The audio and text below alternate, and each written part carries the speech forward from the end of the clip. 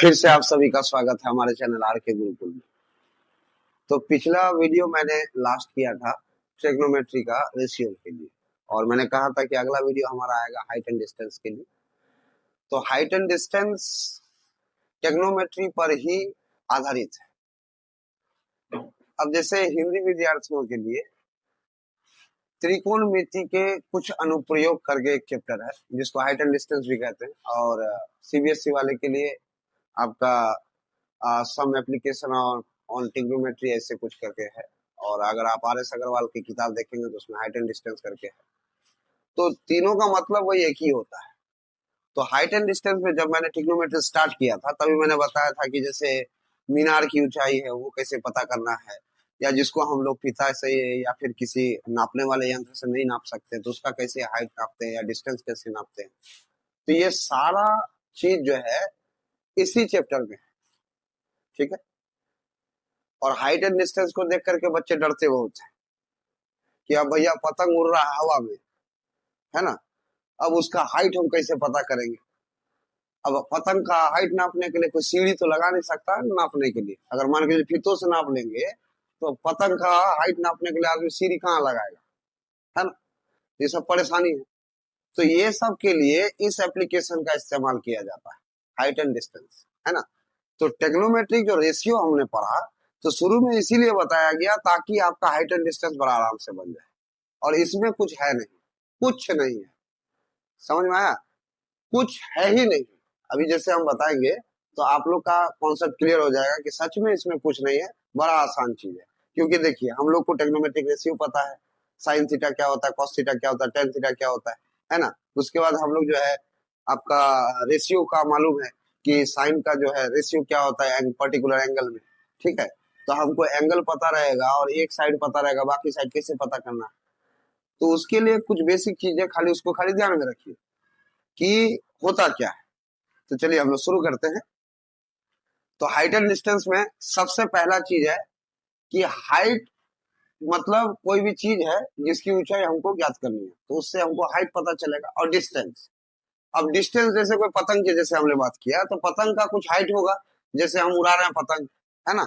अब पतंग अब कुछ हाइट पर उड़ रहा है, अब उसका जो हम लोग हाइट नापते हैं तो कैसे नापते हैं, एकदम वर्टिकली नापते हैं ऐसे, है ना। एकदम सीधा में जो हाइट होगा, हाईएस्ट हाइट होगा वही हाइट उसका होगा, है ना। तो उसके लिए हाइट हो गया, है ना। और डिस्टेंस, अब डिस्टेंस मान के चलिए किसी चीज का हाइट हमको पता है, जैसे कोई बिल्डिंग है उसका हमको हाइट पता है, और अब हम यहाँ खड़ा हैं, अब हमको सीढ़ी लगा के चढ़ना है तो हमको सीढ़ी कितना लंबा लगेगा, तो इसके लिए तो डिस्टेंस पता होना चाहिए। या फिर उस बिल्डिंग से हम कितना दूरी में है डिस्टेंस पता करना है, यानी कि हाइट और वहां से यहाँ तक का जो दूरी है डिस्टेंस, या उस भवन का या उस बिल्डिंग का जड़ से हम कितना दूर में खड़े हैं, यानी कि उसका जो बेस है बेसमेंट से हम कितना दूर में खड़े हैं, वो डिस्टेंस कैसे पता चलेगा। या पतंग हमसे कितना दूर है वो उस डिस्टेंस को कैसे पता करेंगे, तो इसके लिए डिस्टेंस हो गया।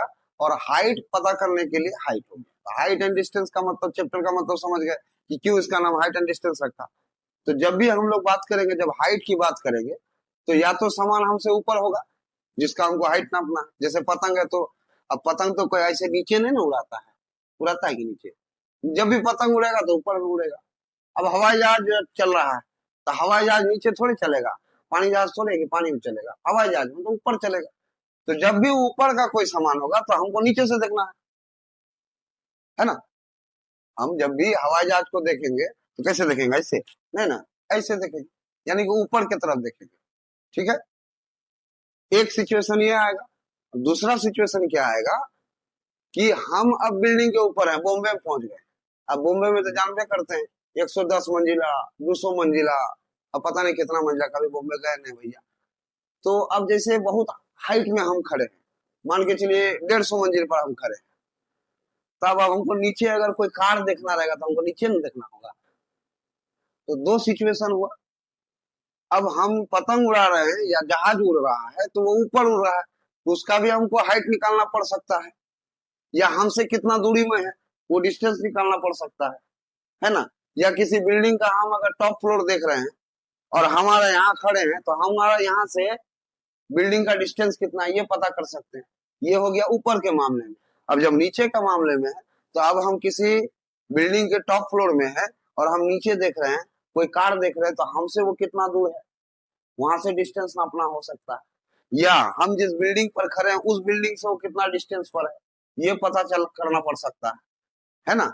या तो फिर हम कितने हाइट पर खड़े हैं, अगर इतना डिस्टेंस में वो सामान है, वो कार है।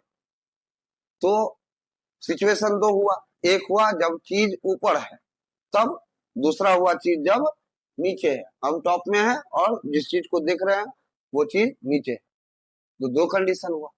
अब इस दो कंडीशन को समझ लीजिए और बाकी साइन कॉस और टेन आपको पता है, कहानी खत्म। ज्यादा कुछ दिमाग नहीं लगाना है, समझ में आया। वैसे आप निकालना चाहे समझ में आ जाएगा ना, तो सेको से निकाल लीजिएगा, कॉट से भी निकाल लीजिएगा, कोसेको से निकाल लीजिएगा, नहीं समझे तो बस समझना है पहले।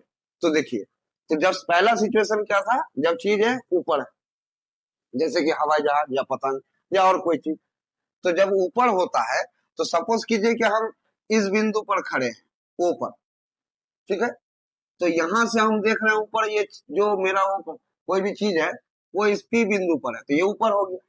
तो जहां से आप देख रहे हैं और उस बिंदु को जो देख रहे हैं, वो जिस चीज को देख रहे हैं, इन दोनों जगह को जो, इन दोनों बिंदुओं को जो मिलाने वाली जो रेखा है, इसी को कहते हैं लाइन ऑफ साइट। क्या कहते हैं? Line of site. हिंदी में कहते हैं दृष्टि रेखा। यानी कि हम यहाँ से देख रहे हैं ऊपर, है ना, तो ऊपर जो हम देख रहे हैं, तो जहां से देख रहे हैं और जिस चीज को देख रहे हैं उसको जो मिलाने वाली जो सीधी रेखा होगी, उसका जो लेंथ होगा वही होगा साइट लेंथ, ठीक है। और जहां हम खड़े हैं यहाँ में धरती होगा, तो इसको हॉरिजेंटल कहेंगे, हॉरिजेंटल लाइन, सीधा एक लाइन बनेगा, धरती पर ना होगा। अब कोई बिल्डिंग है तो कहाँ धरती पर ना होगा, क्या हवा में होगा? नहीं ना, हवा में नहीं ना होगा, धरती पर होगा। तो धरती क्या होगा? प्लेन होगा। तो इसको हॉरिजेंटल ले लीजिए। अब ये हॉरिजेंटल लाइन और लाइन ऑफ साइट के बीच में जो एंगल बनता है, ये वाला एंगल, इसको बोलते हैं एंगल ऑफ एलिवेशन। क्या कहते हैं? Angle of elevation. अब हिंदी विद्यार्थी के लिए समझ लीजिए, तो ये हो गया दृष्टि रेखा, ठीक है, और इसको कहते हैं क्षितिज रेखा। क्या कहते हैं? क्षितिज रेखा। तो क्षितिज रेखा और दृष्टि रेखा के बीच का जो एंगल है, जिसको हमने कहा एंगल ऑफ एलिवेशन, इसको कहते हैं उन्नयन कोण। क्या कहते हैं? उन्नयन। उन्नयन मतलब ऊपर, है ना। और जो नीचे के लिए होता है, तो वो उस समय ये उन्नयन बन जाएगा क्या? अवनमन। क्या बन जाएगा? यहाँ मैंने लिख दिया है, तो इस पर बाद में जाएंगे, पहले इसको समझ लेते हैं, ठीक है। तो जहां से हम देख रहे हैं और जिस चीज को देख रहे हैं, इन दोनों के बीच का जो ये स्ट्रेट लाइन है, इसको हम लोग क्या कहेंगे? क्या कहेंगे? Line of site. और उस बिंदु से जो हॉरिजेंटली जो लाइन होगा, यानी कि धरती, इसको हम लोग कहेंगे हॉरिजेंटल लाइन। और इन दोनों के बीच का जो एंगल होगा, उसको हम लोग कहेंगे एंगल ऑफ एलिवेशन, ठीक है। तो ये हो गया ऊपर के मामले में। समझ में आ गया कि नहीं बात? अब हम लोग आते हैं, जब हम लोग नीचे देखेंगे तो क्या होता है। तो अब सपोज कीजिए कि यहाँ एक कोई बिल्डिंग है, हमने यहाँ बनाया नहीं है, जब हम एग्जाम्पल सारा देंगे तो उस समय आपको समझ में आएगा, फिलहाल ऐसे समझिए। तो ये मान के चलिए कोई बिल्डिंग है, तो हम टॉप फ्लोर में है, ठीक है, और कोई कार मान के चलिए यहाँ में है, तो कार नीचे हो गया। तो हम जब देखेंगे तो ऐसे नहीं देखेंगे, तो इसका देखने का साइड कैसा रहेगा? इस साइड में रहेगा। हम ऊपर से नीचे की तरफ देख रहे हैं, ठीक है। तो जब ऊपर से देख रहे हैं तो इस बिंदु से देख रहे हैं, और जो चीज को देख रहे हैं वो चीज कहाँ है? पी बिंदु पर है। तो इन दोनों बिंदुओं को मिलाने वाली जो सीधी रेखा है, वो क्या हो जाएगी? लाइन ऑफ साइट, यानी कि दृष्टि रेखा, ठीक है। अब क्या बताता है कि हॉरिजेंटल और दृष्टि रेखा के बीच जो कोण बनेगा, वो क्या बना था इसमें? उन्नयन कोण, यानी कि एंगल ऑफ एलिवेशन। तो अब यहां में क्या बन जाता है? क्योंकि नीचे देख रहे हैं तो ये हो जाएगा डिप्रेशन। ये एलिवेशन था, यानी कि ऊपर की तरफ, डिप्रेशन मतलब नीचे की तरफ। तो एंगल ऑफ डिप्रेशन कैसे नापेंगे भैया? तो यहाँ तो हॉरिजेंटल है नहीं, हॉरिजेंटल तो नीचे है, जमीन नीचे है। तो हम लोग क्या करते हैं, हॉरिजेंटल यहाँ से ऐसे सीधा एक लाइन खींच लेते हैं जो इसके पैरेलल हो जाता है, ठीक है। तो अगर ये दोनों पैरेलल होगा, तो ये समझने की बात है, ठीक है। तो हमारा एंगल तो यहाँ बन रहा है ना। तो एंगल जब यहाँ बन रहा है, तो यहाँ तो ट्रायंगल बन नहीं रहा है, तो फिर कैसे इसका निकालेंगे सर? तो सब तरीका बता देंगे, सब आसान है, कुछ नहीं।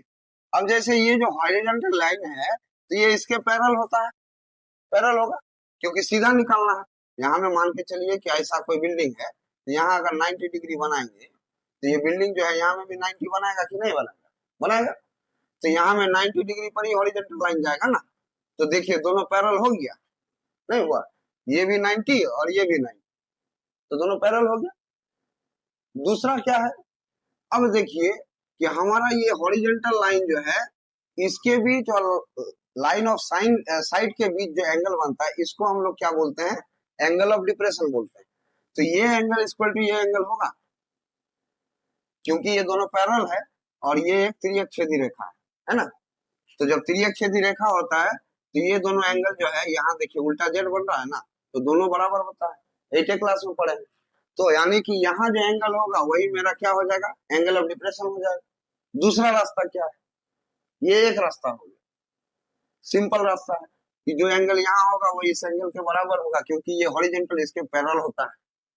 तो हमको ज्यादा तामझाम में जाना नहीं है। लेकिन अगर और बढ़िया से समझना है कि नहीं भैया हमको सब चीज आना चाहिए, कैसो न कैसो हमको कोई तरीका से पूछे हम 10 तरीका से आंसर दे सके। देखिए एक हिसाब कई तरीके से बनता है, ये आप लोग जानते हैं। कोई किसी तरह बनाता है, कोई किसी तरह बनाता है, कोई लंबा बनाता है, कोई छोटा बनाता है ना।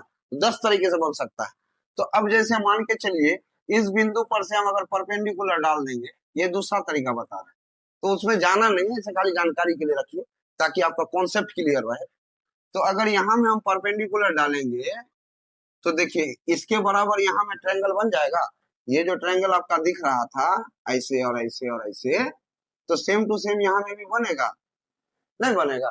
देखिए अब ये दोनों चूंकि पैरेलल है और यहाँ में 90 बना रहे थे, ये इक्वल टू ये होगा, और ये जो है दोनों ट्रायंगल के लिए कॉमन है।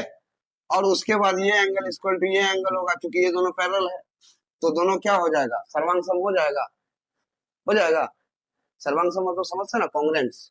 तो जब कॉन्ग्रेंस हो जाएगा तो दोनों, अब ये इक्वल टू ये हो जाएगा, नहीं होगा? तो अब यहाँ में मेरा तो बन गया ना, यहाँ तो हमको मालूम है ना एंगल ऑफ डिप्रेशन मेरा यहाँ है। तो हम इस त्रिभुज को इस त्रिभुज को लेकर के ट्रिग्नोमेट्रिक रेशियो लगाएंगे, तो उसमें क्या होगा? कंफ्यूजन होगा, दिमाग उजला जाएगा। तो इसीलिए हमको ये वाला में ध्यान नहीं देना, ये वाला को ध्यान नहीं देना। हमको सीधा जानना है भैया कि यहाँ मेरा जो, जहाँ हम देख रहे हैं बिल्डिंग है, तो हम यहाँ से देख रहे हैं तो ये मेरा लाइन ऑफ साइट है, और इसके यहाँ जो मेरा हॉरिजॉन्टल खींचने से जो एंगल बनता है वो इसके बराबर बनता है। तो हम यही त्रिभुज पर दिमाग नहीं लगाएंगे। काहे के लिए जाएंगे हम उसमें पैरेलल बनाने के लिए? काहे के लिए जाएंगे हम उतना दिमाग लगाने के लिए? कहीं साइन कॉस हो गया, कहीं साइन का उल्टा मान बैठा दिए तो सब ये सब का तो बस सत्यानाश हो जाएगा, है ना। तो इसीलिए ज्यादा दिमाग उतना नहीं लगाना है। ये सब कौन सा विद्यार्थी के लिए? जो लोग बहुत एकदम एक्स्ट्रा ऑर्डिनरी विद्यार्थी है, समझे? आप जहां तक सोचना बंद करते हैं वो सब विद्यार्थी वहां से सोचना शुरू करता है, नहीं समझे? वैसा भी विद्यार्थी ऐसा थोड़ी है, सब बुड़बक नहीं है, नहीं समझे?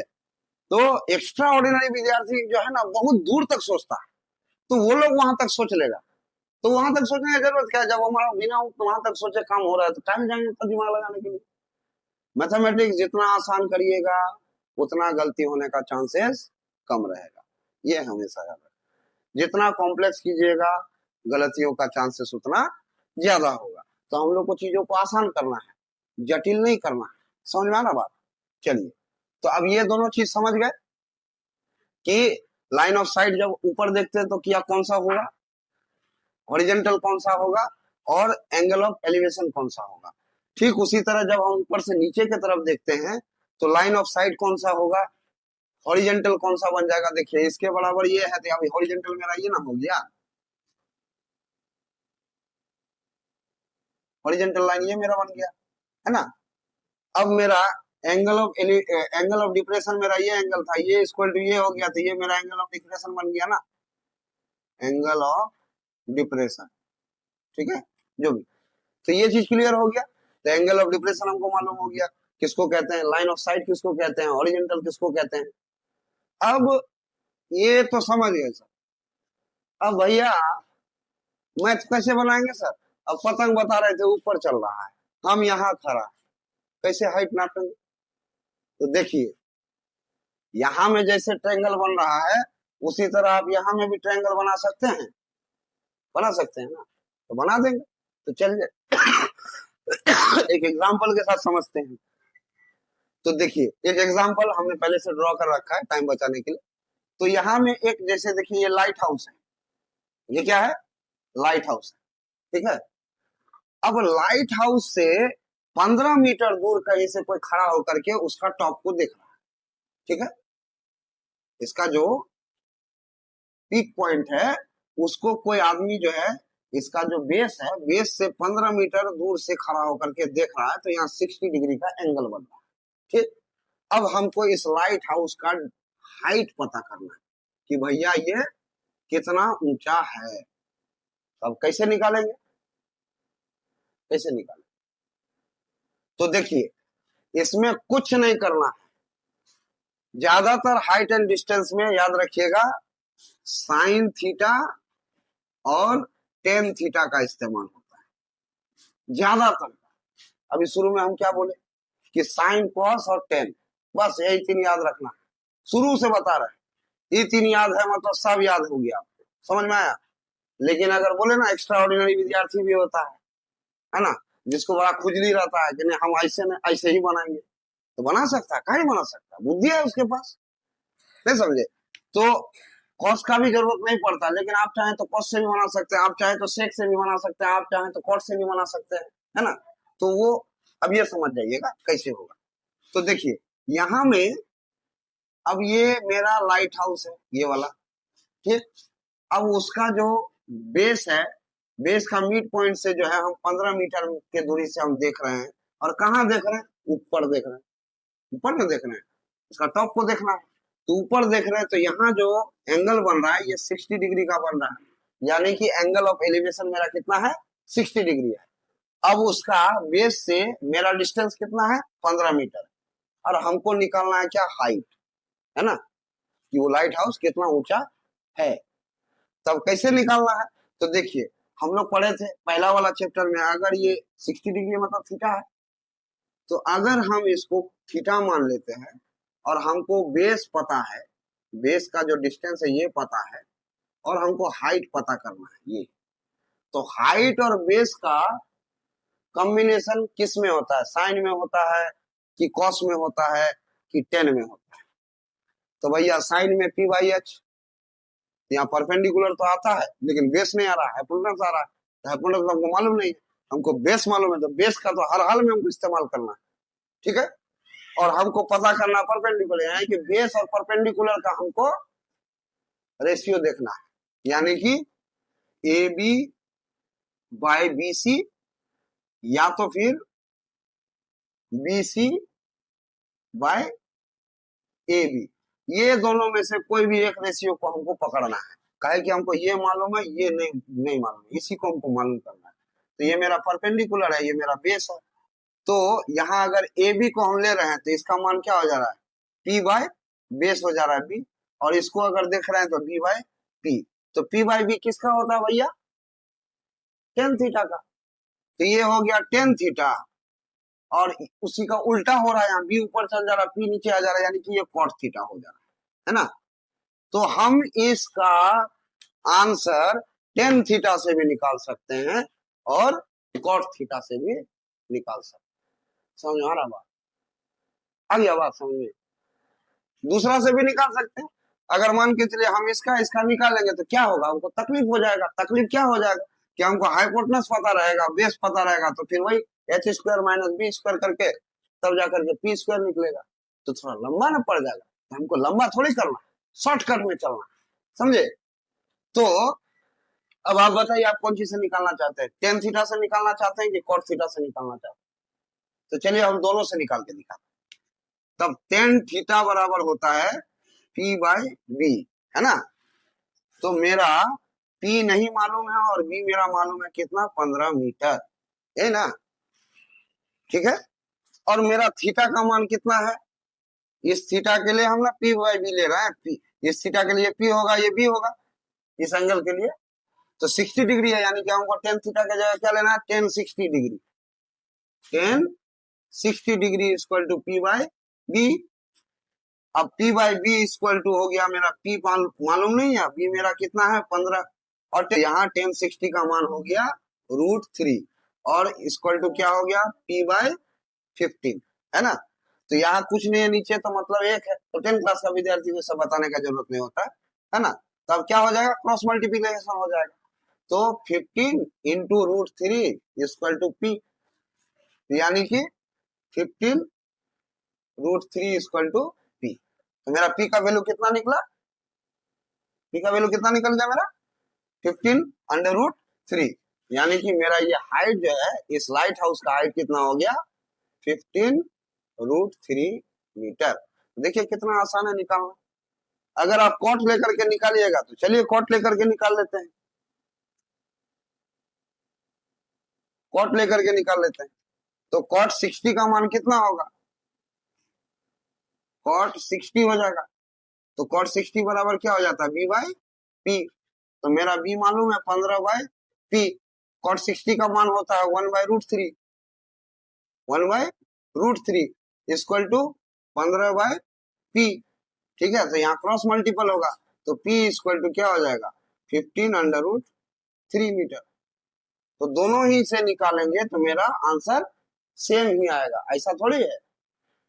समझ में आ गया बात। कभी कभी क्या होता है, आप लोग को ऐसा क्वेश्चन आएगा, हम इसको मिटा लेते हैं तब तक। कुछ कुछ क्वेश्चन ऐसा आएगा जिसमें आपको बोल देगा क्या कि भैया आप जो है एक वो बिल्डिंग पर खड़ा है, ठीक है, वो एक बिल्डिंग पर खड़ा है। जैसे सपोज कीजिए कि एक कोई बिल्डिंग है ना, इसके ऊपर में आप खड़ा है, यहाँ खड़ा है, ठीक है, और इसके बगल में मान के चले बुर्ज खलीफा खड़ा है, ठीक है, ये बुर्ज खलीफा अच्छा से ड्राइंग नहीं कर रहा है। हाँ, तो ये धरती हो गया। अब बिल्डिंग भी धरती पर रहेगा, बुर्ज खलीफा भी धरती पर रहेगा, समुद्र पर थोड़े रहेगा। अब हमको बोल रहा है कि आप यहाँ से देख रहे हैं इसका टॉप, यहाँ से, ठीक है, यहाँ से इसका टॉप को देख रहे हैं, इस बिल्डिंग के टॉप से खड़ा होकर के आप देख रहे हैं, ठीक। अब इसका कुछ हाइट दे दिया, मान के चलिए 20 फीट दे दिया, ठीक है। अब बुर्ज खलीफा का हाइट मान लेते हैं, एग्जैक्टली हमको भी नहीं मालूम है, तो मान लेते हैं कि इसका हाइट है 500 फीट, 500 फीट, ठीक है। या हमको ये नहीं मालूम है, हमको ये मालूम था कि भैया बुर्ज खलीफा कितना लंबा है। अगर यहाँ से आप इसको देख रहे हैं और यहाँ में 60 डिग्री का एंगल बन रहा है, तो ऐसे में क्या होता है, बच्चा घबरा जाता है, कैसे क्या करेंगे सर, है घबराने का क्या है। हमारा बेस यहाँ है, हमको 20 फीट का दे दिया है ये हाइट, या फिर हमको यहाँ इसका भी हाइट दे दिया है, हमको ये हाइट पता करना है, या यहाँ से यहाँ तक का डिस्टेंस पता करना है, कोई दिक्कत नहीं है। चलिए हम बुर्ज खलीफा का चलिए हाइट दे दिए 500 फीट, क्या दिक्कत है। अब हमको बोलेगा कि बताइए तो ये बिल्डिंग बुर्ज खलीफा से कितना कितना दूरी पर है, यानी कि हमको यहाँ से यहाँ तक का डिस्टेंस पता करना है। तो यहाँ से यहाँ तक का डिस्टेंस पता करेंगे, कैसे करेंगे सर, तो कुछ नहीं करना है। अब देखिए यहाँ से हम अगर आगे बढ़ाएंगे तो हॉरिजॉन्टल लाइन यहाँ होगा, तो हम इसको भूल जाएंगे कि नीचे हम किस पर खड़ा है, फिलहाल के लिए भूल जाएंगे। तो हम ये हॉरिजॉन्टल लाइन हो गया, तो हमको यहाँ से यहाँ तक का डिस्टेंस पता चल जाएगा, तो हो जाएगा ना। तो हम क्या करेंगे, टोटल डिस्टेंस मेरा 500 है, तो हमको यहाँ तक का डिस्टेंस चाहिए, तो ये जो डिस्टेंस है सेम है, यहाँ 20 फीट है, यानी कि ये भी 20 फीट होगा। तो 20 फीट को क्या करेंगे, हम पूरे लंबाई में से घटा देंगे, तो यह क्या हो जाएगा 480 फीट हो जाएगा जो बचा हुआ है कि नहीं। अब यहाँ मेरा 60 डिग्री हो गया, तो हमको पी बाई बी का रेशियो पकड़ना है इस एंगल के लिए।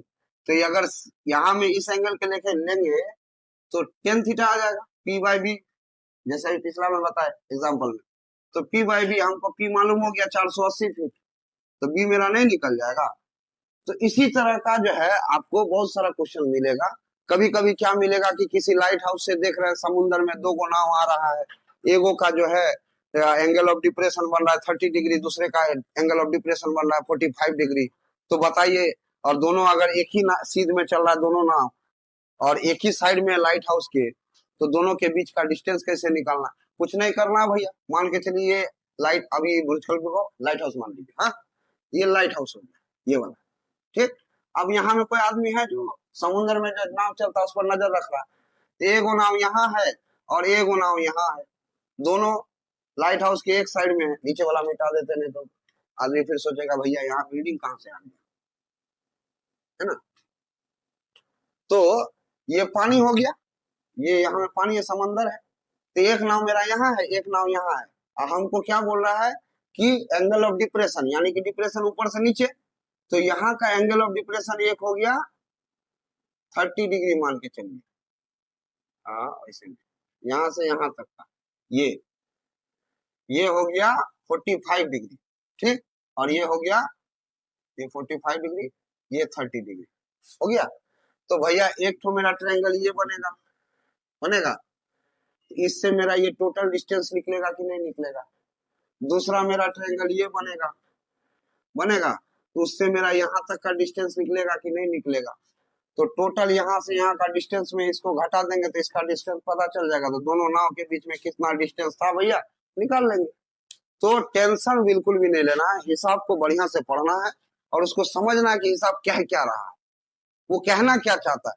देखिए हिसाब का एक खासियत होता है, हिसाब आपको खुद बताता है कि भैया ये करो, लेकिन आपको आना चाहिए हिसाब से सवाल करने के लिए कि भैया तुमको चाहिए का, जो चाहिए तुम बोलो अपन देगा, है ना। तो हिसाब से पूछिए कि आपको क्या चाहिए, हिसाब बताएगा कि हमको ये चाहिए, वो निकाल के दे देना, कौन बड़ा बात है। तो इस तरह से हाइट एंड डिस्टेंस का आप कोई भी क्वेश्चन को आप सॉल्व कर सकते हैं। तो आपको इसके लिए क्या याद रखना है, आपको ट्रिगो टेबल याद रखना है कि 10 60 डिग्री, 10 30 डिग्री, 10 45 डिग्री, 10 90 डिग्री, या फिर साइन 60 डिग्री, साइन 0 डिग्री कितना होता है, वो रेशियो पता रहेगा। तो बस हमको जो निकालना रहेगा और जो हमको पता रहेगा उन दोनों के बीच हम लोग रिलेशन बना देंगे। अब जैसे यहाँ में हमको क्या पता करना था, ये डिस्टेंस पता करना था, ठीक है। अब हमको ये एंगल पता है और हमको ये वो लाइट हाउस का हाइट पता है, तो हमको एक हाइट पता है, तो इस हिसाब से जो है इस एंगल के लिए ये पी हो जाएगा, ये बी हो जाएगा, तो हम लोग लगा लेंगे वहां में। हमको अगर पी पता करना है तो पी और बी का हम लोग रेशियो किस में लगाते हैं, P by B tan theta, ये टेन थीटा के हिसाब से निकाल लेंगे, नहीं समझे। तो इसका निकल जाएगा, यहाँ से लेकर यहाँ तक का निकल जाएगा, इसको माइनस कर देंगे, इसका बीच का निकल जाएगा। अगर आपको ये पता करने बोलेगा तो इसमें ये तो पता ही हो जाएगा, नहीं समझे। तो इस तरह से हाइट एंड डिस्टेंस का प्रॉब्लम सॉल्व होता है और यही में टेक्नोमेट्री का पूरा खेला खत्म होता है 10th क्लास के लिए, ठीक है। अगर आप लोग को किसी भी तरह का कोई भी प्रॉब्लम होता है हाइट एंड डिस्टेंस से रिलेटेड या टेक्नोमेट्रिक आइडेंटिटी से, मतलब टेक्नोमेट्री का कंप्लीट चैप्टर से कोई भी प्रॉब्लम होता है, तो आप हमारे कमेंट सेक्शन में लिखिए, आपका प्रॉब्लम बताइए। हम लोग, मैंने इससे पिछले वीडियो में भी कहा है कि आपके लिए स्पेशल एक वीडियो देंगे आपका सिर्फ सॉल्यूशन के लिए, ठीक है। तो आज हम लोग वीडियो यही खत्म करते हैं। आप लोग का प्यार बना रहा उसके लिए असंख्य धन्यवाद, और आप लोगों से फिर से निवेदन करेंगे ज्यादा से ज्यादा लोगों तक हमारा चैनल को शेयर कीजिए और सब्सक्राइब कीजिए अगर अभी तक नहीं किए हैं तो, और सब्सक्राइब करके बेल बटन जरूर दबाइए ताकि हमारा जो भी नोटिफिकेशन हो सबसे पहले आप तक पहुंचे, और लाइक कमेंट डालिए। बाकी हम आपके सेवा में हैं। बहुत बहुत धन्यवाद।